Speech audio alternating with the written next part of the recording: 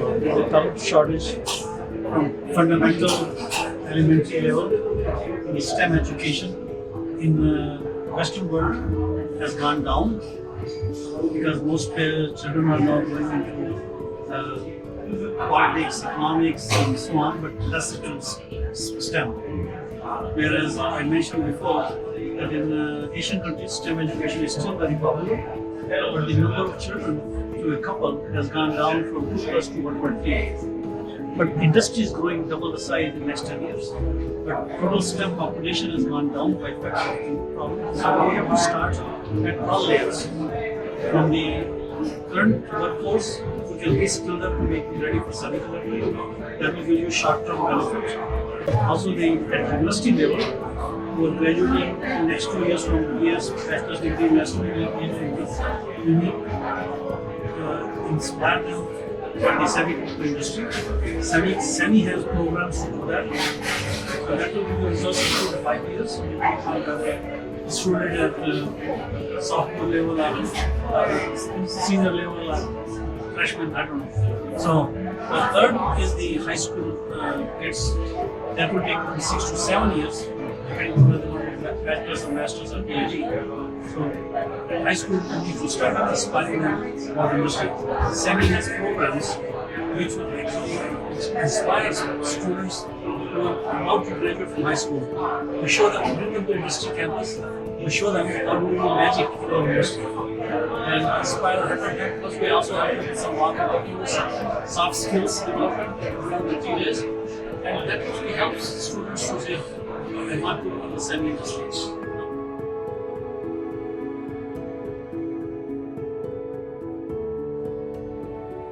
So again, this is also a very complex problem. So Taiwan is definitely a big supplier of chips and packaging. If you really look at the total supply chain, whether you're making chips or packaging, not everything is done in one country. It's interdependent on multiple countries. A lot of materials come from Japan and US.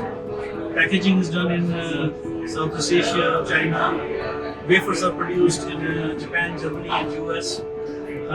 Design is in US. Testing is in US and other countries. So generally, when a chip is made, when it starts from the wafer level substrate to finish, it travels more than 45,000 miles across multiple countries.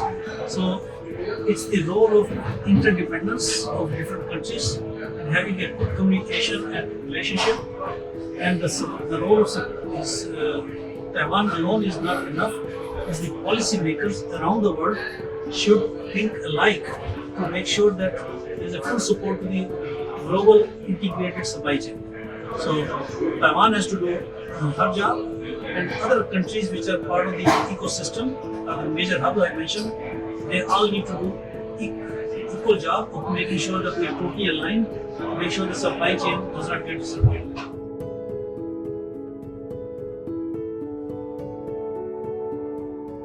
People did not realize the importance of semiconductors until pandemic. So first big change was semiconductor enabled the development of the vaccine. By supercomputing, we were able to do the genome sequencing in months, which used to take years. So thanks to the semiconductors, the vaccines were developed in less than a year, and we were able to contain the pandemic in basically 2 years. It's not fully contained, but on the tail end of the pandemic. So that's one thing.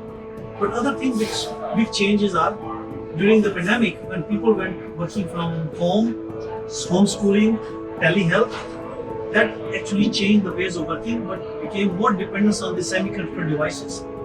We needed a lot more devices, a lot more laptops for data analytics, data collection, a lot more devices for connecting with the schools, connecting with the doctors. At the same time, the disruptions like AI, 5G, 6G, 7G, cryptocurrencies, quantum computing, AI, AR, VR, all these require more innovation, more development, more chips, and there's a huge demand. And this industry is going to grow much more rapidly in the next 10 years than it did in the last 60 years.